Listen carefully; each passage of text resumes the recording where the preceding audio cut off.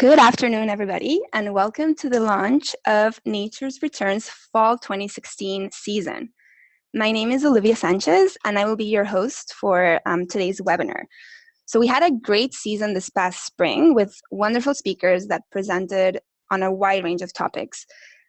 Some examples of webinars included the Seychelles, Debt for Nature Swap, Cuba's public-private partnerships for protecting marine reserves, and the use of new technologies in identifying landscape-scale conservation and restoration priorities.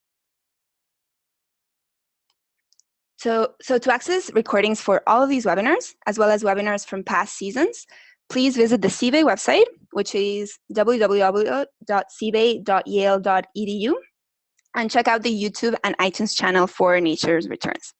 So as many of you may know, Nature's Returns is a webinar speaker series that is hosted by the Yale Center for Business and the Environment, and the series addresses the growing importance of ecosystems valuation and investment.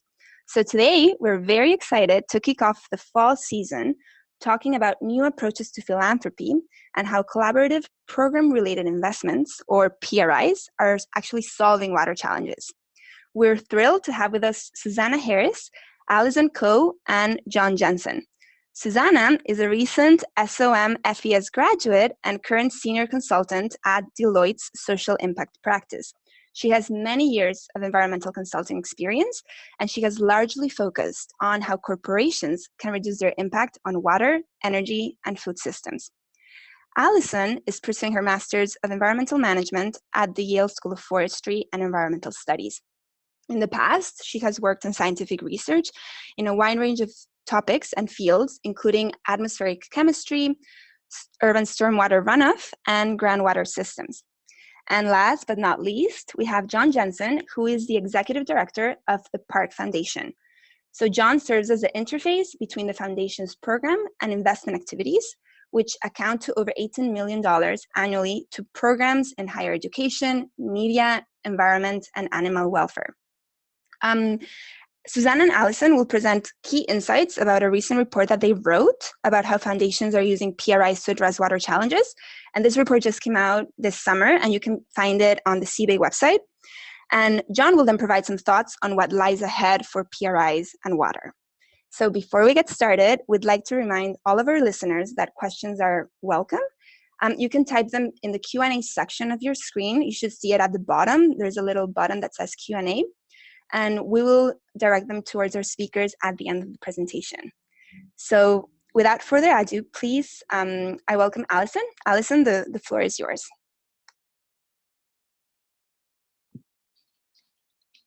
Thank you, Olivia, for the introductions and for having us on the Nature's Return webinar series. We're both really excited to be here. So this is our agenda for the day, just a brief overview of what we'll go over in this webinar. So we'll discuss our project background, how we got started on this topic, what exactly are program-related investments, defining what those are in the scope of our report, the key takeaways and findings that we found during our research, and then our special guest, Jon Jensen, who's the Executive Director of the Packard Foundation, will take over with his expert perspective as he is working in the field of private foundations and environmental philanthropy. And we will have time for a Q&A at the very end. So how we got started, this project was a graduate level independent study from January to June 2016 that Susannah and I did while we're both students here. So Susannah and I both are very interested in water resources management and know that foundations have a long-standing practice of supporting water initiatives through grants, but we were really curious about exploring how foundations can make their money go even further in this space. As you know, quality and access to water is a big pressing challenge today. So as we were exploring other tools foundations can use, we quickly focused in on PRIs as a creative way for foundations to create more sustained impact in addressing water challenges. And we'll get to why in just a moment. So with this prompt and question in mind, these are the steps that we followed. We started off by reviewing existing PRI literature on private foundations, particularly work on PRIs and water. We had the opportunity to interview people at 6 different foundations and at the Foundation Center to get a better sense of what is happening in practice today in this field. And then with this research and these interviews, we identified trends, opportunities, and barriers in PRI adoption and water philanthropy. And as a deliverable for our independent study at the end of the academic year, we published a report through the Conservation Finance Network this past July with our findings and recommendations. So now we're going to dive right into our study. So what exactly are PRIs, or program-related investments? So these are investments made primarily by private foundations into nonprofit and for-profit organizations that aim to further the social or environmental mission of the foundation, with the recognition that the investment will receive below market returns. These can take various forms of financial instruments, but are most commonly loans. And the dollar amount for the loans can spread a broad range, but typically the interest rates are around 1% and terms around 3 to 10 years. Current status about practicing PRIs by foundations, only about 1% of U.S. foundations use these tools. But a big part of our report is, seeing why that is and how that can be furthered, because we think that they can be really positive tools for foundations can consider. They provide longer, more sustainable impact in line with the foundation's missions, past a grant. There's the opportunity to recycle funds out from our projects when we're paid. And on the recipient side, it's more capacity building and provides a financial history if that's what's necessary for the recipient. And the Gates and Packard Foundations, which are larger, well-known foundations, are already using this as part of their giving strategy. So hopefully you have a better understanding of what PRIs are now. So some of the primary trends we identified in our research, our first main takeaway is focused on how foundations identify where to make PRIs. So on the left, we have the primary means of identification. So previous grant recipients are often identified as ideal PRI recipients because there's already that established relationship with the foundation, and they know people there that they can work with and keep that up for the duration of the PRI. Additionally, larger foundations have the resources, or if they do, they can use consultants to seek out recipients in addition to their existing network. On the right, we have sort of additional bright star qualities that make for desirable PRI recipients. So organizations that are wanting to capitalize on a timely opportunity, or organizations with multiple revenue streams for repayment, are all preferential attributes of PRI recipients. And on the next slide, I'll go into a case study of a PRI that had these qualities. So first case study is the Colorado River Delta PRI, which was given in 2012. So what this was, the Packard Foundation loaned $1.3 million to a group of nonprofits, including the Nature Conservancy and the Environmental Defense Fund, so that this coalition could capitalize on a timely bilateral agreement between the U.S. and Mexico to purchase water rights in Mexico to provide water to the Colorado River Delta ecosystem. So this is an example of a PRI that was given at a unique opportunity with this political agreement that happened, and that these nonprofits needed quick financing for it without having to go through the application process for grants or for a commercial loan. And it would later be repaid through traditional revenue streams for these nonprofits, such as grants. So that was assurance for the Packard Foundation that it would be able to be repaid. So now I'm going to pass it off to Susannah, who is going to talk more about other findings from our report. But just to recap, so we've gone through the project background, how we got to this topic, what PRIs exactly are, and our first main takeaway from our research. Susannah? Great. Thank you so much, Allison. So I'll dive into takeaway 2. We wanted to share a little bit about some of our insights in terms of how foundations are funding PRIs. Where are they pooling the capital to make these investments? So this slide gives you a sense of the financial structure of a foundation. As you might imagine, they're mostly an endowment. So a lot of their capital is invested year over year at market rates or better, trying to increase the capital that foundation owns. And then the next bucket, those program or grant funds, is another important part of a foundation. By tax code, foundations must spend at least 5% of the value of their endowment year over year in charitable giving to retain their status as a foundation. So that's sort of that little bucket that goes towards the mission of the foundation. year over year. And an interesting thing to note is that PRIs do count towards that giving. So that's not a barrier towards more foundations taking that on. Now, the third bucket as a structural element is kind of new. Foundations that we talk to are starting to designate a separate designated PRI fund just for these types of investments, because they do fall kind of somewhere in between endowment investments that are sort of purely seeking that market rate return to grow that capital, and sort of a grant where you're thinking really about mission, but that capital is not coming back to you as an organization. So it's kind of an interesting structural issue that has implications for how foundations are selecting staff to see the PRI through, and maybe how financially sustainable some of these PRIs are for foundations. So I'll give you some examples of how different foundations are funding PRIs, just to add a little more color to this takeaway. So our first example is from the Moore Foundation, which has a pretty straightforward method of paying for PRIs. PRIs originate from the same pool of capital as their grants out of the program fund.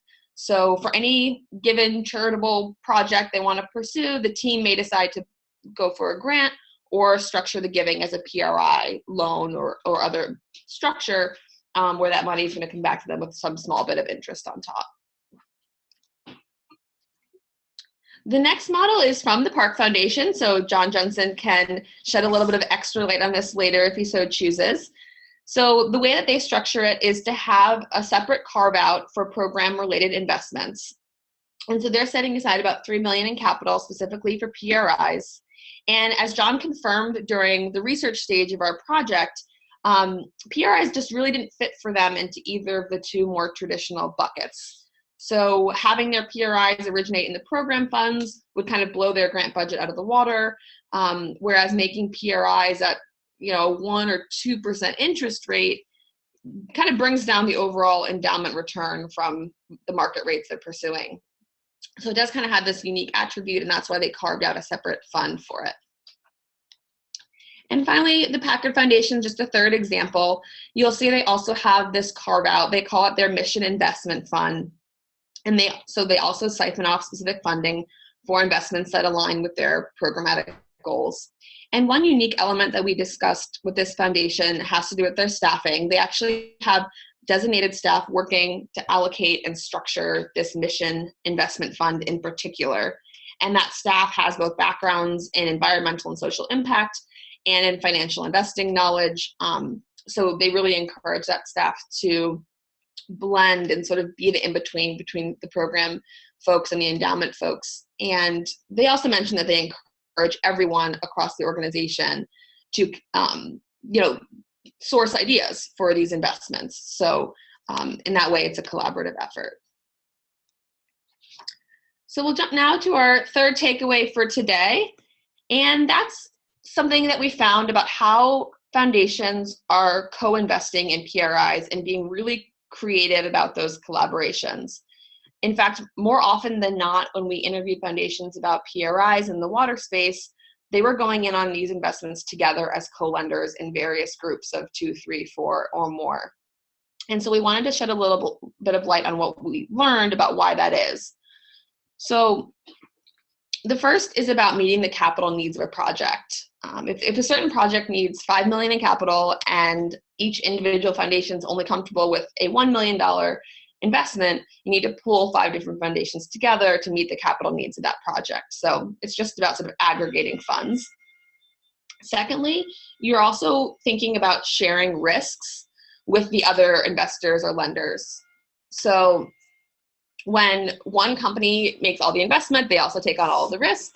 But when you do it together, you share, sort of a classic financial principle. And lastly, there was a lot of discussion around who would take the lead on different diligence efforts on structuring the investment. These things take a little longer than a traditional grant to actually pull together, and then there's more tracking and oversight all the way through, and that takes a lot of work. So we talk to foundations who are grouping together simply because they can say, okay, hey, if you guys take the lead on this one and structure it and get it off the ground, we'll take the lead on the next one. So they're really sort of sharing the workload burden. And that was interesting to see.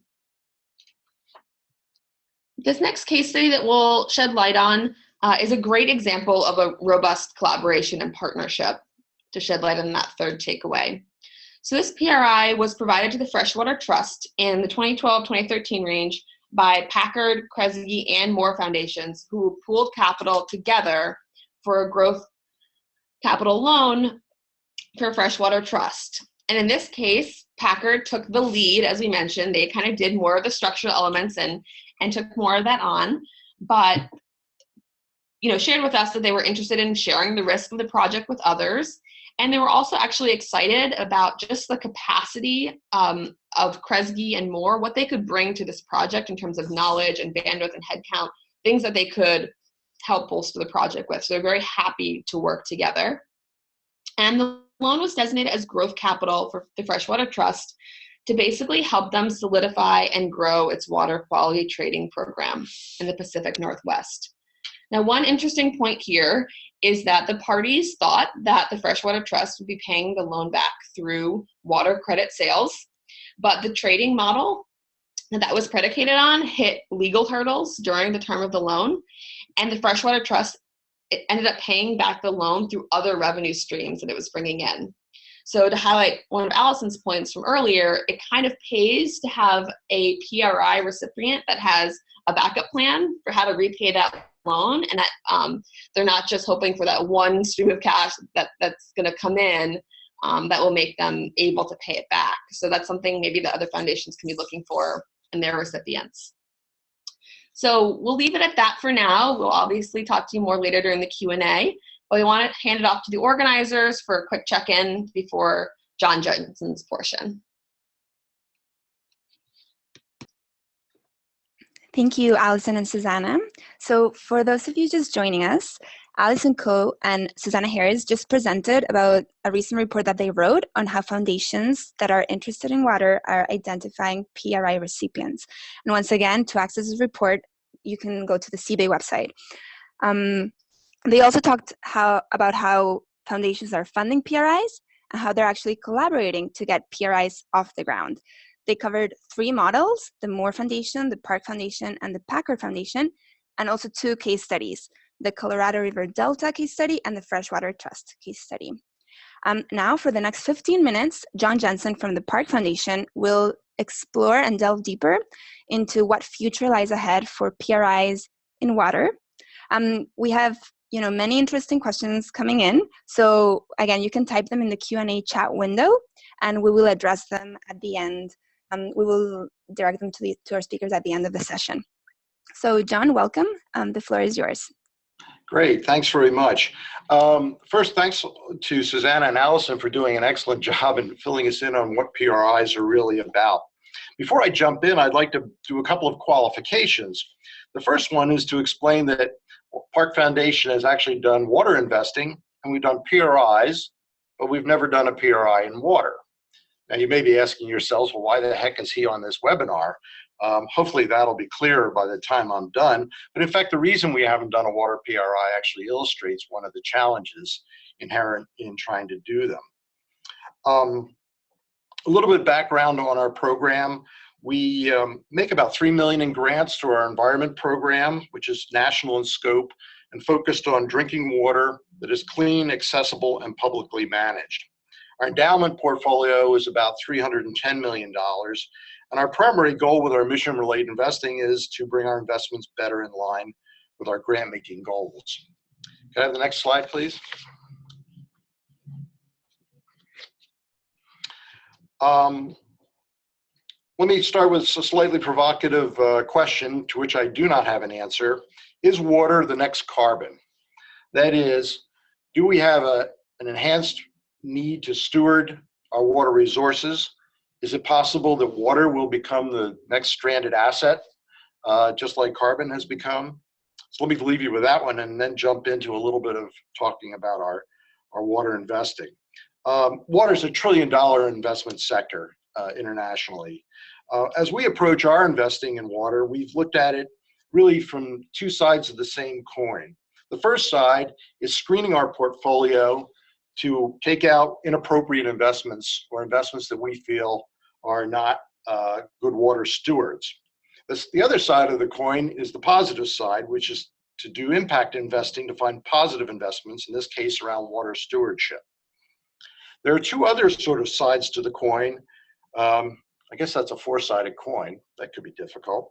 Anyway, we are also looking at values as they're applied. There's an ever-growing body of investors like Packard Foundation who are overlaying their values with their investment strategies. And that has challenges, which I'll talk about that, and I'll talk about that in a moment or so. But for us, where it comes into the foreground with our screening is that we already screen through about a dozen different categories, typical categories like weapons, tobacco, and such. But we've also created special category screens around water, and an area that we've been focused on in our grant making for a number of years, gas hydrofracking. We're now in the process on the value side. We're now examining about two dozen different categories of water investing and looking at them individually to see how our values align with them.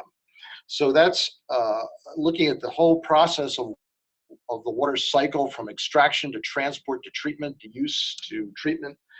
And it includes categories such as pipes, sensors, treatment processes, efficient irrigation, everything down to fire hydrants and water heaters.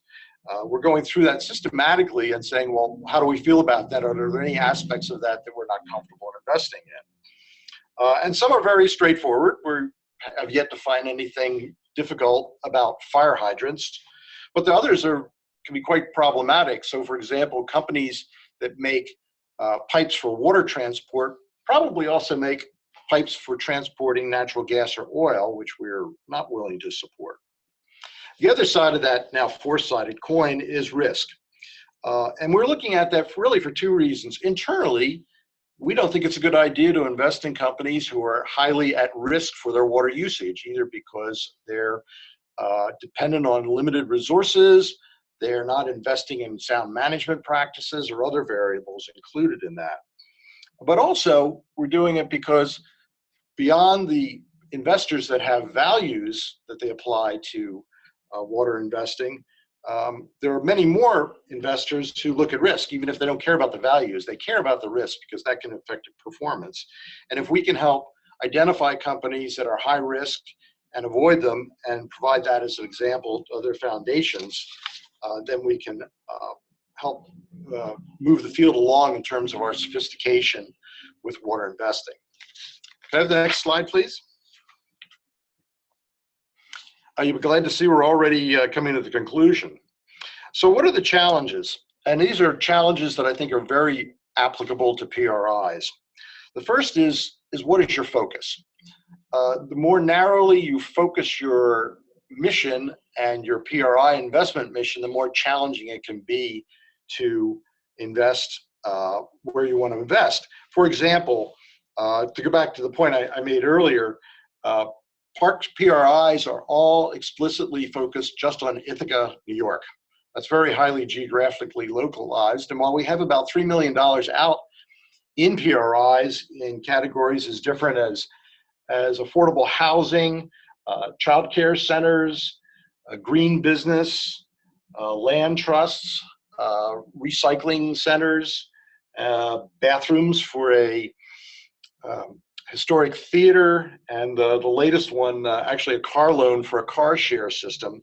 None of the PRIs that have come to us in the past 5 years have been about water. So if we were to expand our scope of that PRI program, we would undoubtedly identify additional water issues. Another constraint is the more values you have and the more specific your values are, the harder it gets to find acceptable investments. That applies to our regular investments. It would also apply to our PRIs as well.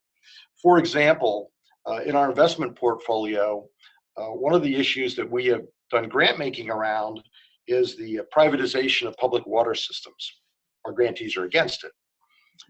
Almost every water fund we've ever looked at that is publicly traded funds have had some major corporation in the middle of them that does privatization of public water systems. So that's been a huge barrier for us to just go out and invest in what are dozens of water investment funds out there. Another aspect of the challenge is that publicly traded funds are easiest to identify and evaluate, but private equity funds and individual deals are very challenging to evaluate. We don't have the capacity at Park to really do that kind of technical evaluation of individual deals. There's 8 staff here. We don't even do our investment advising in-house. We outsource it for that.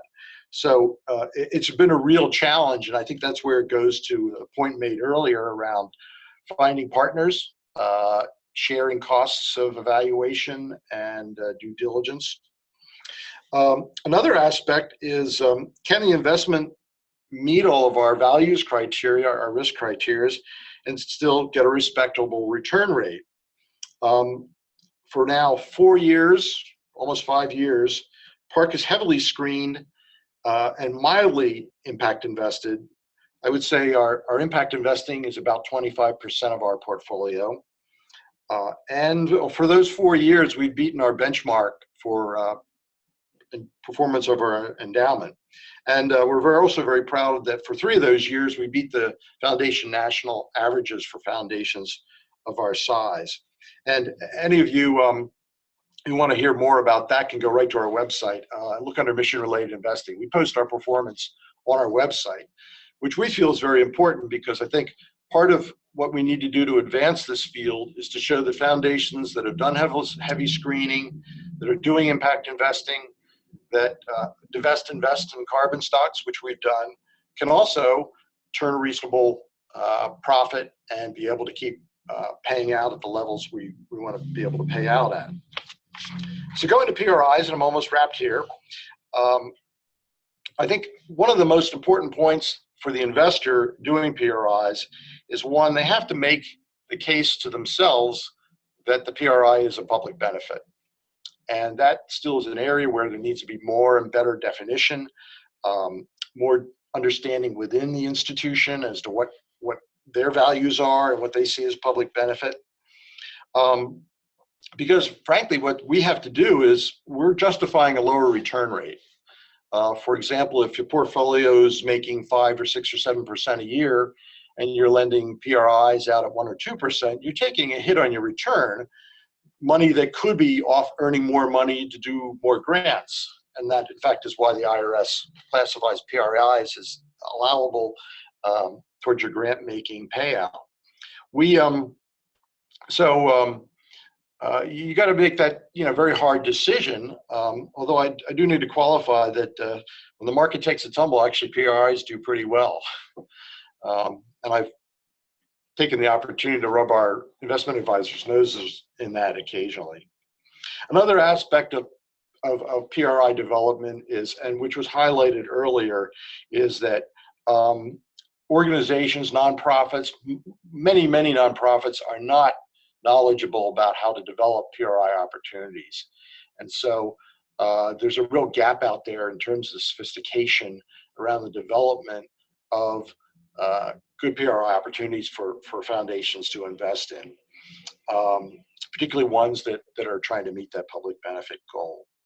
So with that, I'll kind of wrap and let's go to questions. I'd rather respond to those. And thank you very much for your time. Great, thank you, Jon. So you mentioned it is challenging for PRIs and water to get off the ground, and you just wrapped up your presentation saying that in a way, it's the NGOs and the nonprofits that lack sophistication for structuring or for selling certain projects. So do you have any more insights on what specifically can be done to structure a water project so that a PRI actually makes sense? Yeah, I think the one that comes to mind immediately, and this is generic to PRIs, is it's different from grant making. You have to put a different hat on. You're putting a lender's hat on. You're looking for the organization's capacity to repay the loan, which often goes to what's their cash flow, how much cash reserve do they have. It was no accident that the early PRIs that Park Foundation did were to organizations which had some sufficiently capable budgets, multi-million-dollar budgets. They had track records for conducting projects. being able to repay loans, being able to handle federal grants, state grants. And so not every, particularly in the realm of environment and water, which is where, you know, a lot of these things are being generated around water, is that kind of capacity. They just aren't ready to do that. And they don't think in terms of loans. I mean, there are many situations where I've sat with a grantee who we talk about a grant, and I said, well, what about a loan? And they kind of go cross-eyed. And in fact, we're very limited in who will now sort of suggest that to, because sometimes the worst thing you could do to a grantee is to make a loan to them.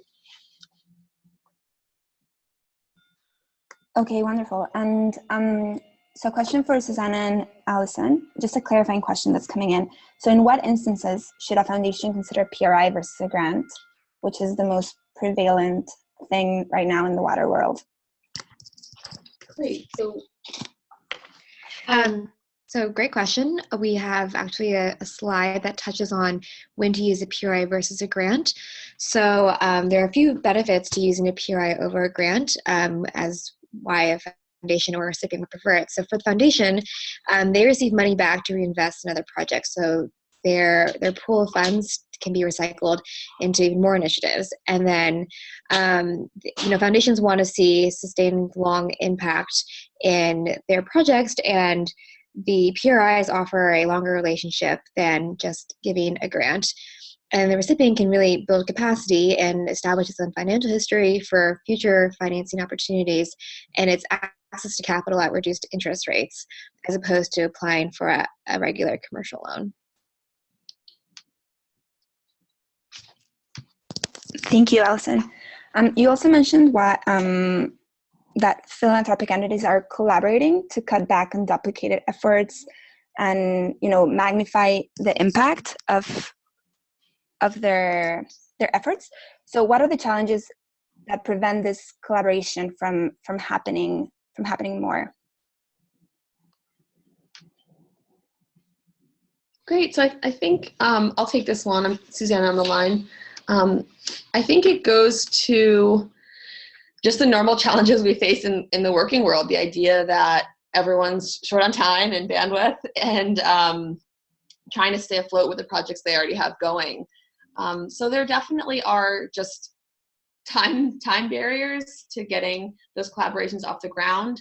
Also, as Jon mentioned, foundations have very specific missions that are very tightly bounded. I think this is one of the things that Allison and I learned over the course of the research, is that, you know, foundations aren't kind of like moving with the tide, so to speak, towards the next best thing. I mean, they really are sticking very closely to their mission, and that's pretty consistent from what we saw. So if one foundation, maybe like the Park Foundation, has a domestic water focus explicitly, and another foundation has similar interests in drinking water but has a more international mission, those two folks just can't get together because their foundations have different scopes. So there's just finding the right partner to align with. We know from our research that there are folks who are trying to be that central voice for foundations who are trying to find partnerships, the Match.com of foundations, to bring people together. So some of the ones on this slide, like the Water Funder Initiative, washfunders.org, Stormwater Funders Group, those are organizations that are trying to be that hub of information so that foundations that do have water interests can go to them and kind of get matched together. We also know that NatureVest, through the Nature Conservancy, is not only trying to be a hub of information, but also trying to design projects that other investors could go in on them with. So that's kind of an interesting model. The other point on this slide, and then I'll move on to other questions, but the other point on this slide is that the Foundation Center is a really interesting hub, not necessarily for matching potential PRI partners, but just they're the clearinghouse for how foundations are investing in water. They track all the grants made by US-based foundations to any water-related project around the world. So it's a really unbelievable project in data collection. The one sort of thing we see in terms of growth for that group is it would be really exciting if they could start tracking PRIs alongside grants, because that might give people a better sense of how many PRIs are out there, what they're going towards, what the average loan principal is. That might be a nice way to be another information hub for the community. But since foundations just legally and otherwise aren't required to report out on PRIs the same way they are for their grants, the Foundation Center isn't currently capturing that information. Yeah, this is John. If I could add to that, there is kind of a culture shift between the grant making side and the investment side. I mean, if you look at any typical annual report for a foundation or their website, they'll tell you all kinds of information about their grant making, but much less information about their investment practices and policies and performances. And that's what I've seen, because I spent most of my career in grant making and the program side. And you know, when I get together with other executive directors, we rarely talk much about investment stuff. So there's a much greater reluctance, I think, to kind of share that information than on the program side. And I think that tends to inhibit collaboration, because you don't necessarily know what other foundations are interested in investing in. Great, thank you for jumping in, John. That was great. There's another question coming in specifically about the Park Foundation. So can you give an example of how some of the Park Foundation's current non-water PRIs are structured? Specifically, are they debt or equity? And if equity, what are they in the capital stack? And what are the implications for water in terms of how this could work for water PRIs? Okay. Broadly speaking, we have about $3 million issued total in PRIs right now. The terms for them are anywhere from 3 years to 11 years. We have interest rates anywhere from 0 to 2%, and the amounts are anywhere from $200,000 to $500,000. To speak to a question asked earlier, one of the reasons we do these PRIs is because it allows us to deploy much larger chunks of capital to organizations than we can afford to give out as grants. Because our average grant locally here in Ithaca is probably more about $40,000 or $50,000, something like that. The structures of those are vary with each PRI. They're all different in some way, shape, or form. Some of them are revolving loan funds that keep kind of recycling the money. For example, we have one with our local green affordable housing entity that is now 5 years old.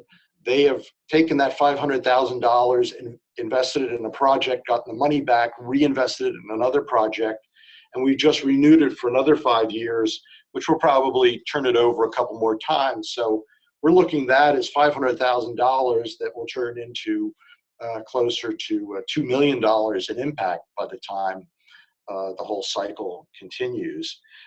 In most cases, we're gap funders. For example, there's a daycare center, a Head Start center. I think the total project was probably about $1 million for a classroom building. We were a couple $100,000 towards the end of the project. So we're only a piece of the overall investment. We are, in almost every case, taking a last position for repayment, or in most cases, not requiring any sort of collateral. So that fulfills a risk criteria that some people overlay with PRIs. In addition to being below market and a public benefit, some people feel that we should be doing risky investments that other investors might not touch. So we're doing a lot of these PRIs on essentially the full faith and trust in the organization. Now we are looking, as I noted earlier, we are tending to do these with organizations that have capacity and have some cash reserve, so it's not maybe as risky as it might sound. I'm not sure whether that answered the question or not, but. Yeah, that was great. Another question, and this can be for Allison, Susannah, or John, depending on your experience or what showed up in your research. This relates to, a couple of questions have related to the scope of PRI on water projects. So for example, a land trust that is targeting land conservation, would they also be able to, or eligible to, or interested in having water-related PRIs along streams and rivers in the land that they're covering? And another thing related to scope, are there examples of PRIs being used, or future PRIs that could be used for water infrastructure projects? Like, is this even an option? So this relates to the scope of water PRIs. Well, I can speak to it specifically. You know, as you mentioned it, while we did not look at it as a water PRI, our local PRI in this case, the Finger Lakes Land Trust, has significant water quality implications, because they're basically using, it was a land acquisition fund, and they were purchasing properties which protected streams and water courses. So I guess we did do a water PRI after all. I hadn't really looked at it that way. So I think the challenge really is can they come up with a mechanism for repayment? Now, in the case of the Finger Lakes Land Trust, they were able to repay us because they used our funds essentially as bridge loans to points where the state of New York would come in and acquire the property from them and then pay them for the land, and so they can repay us.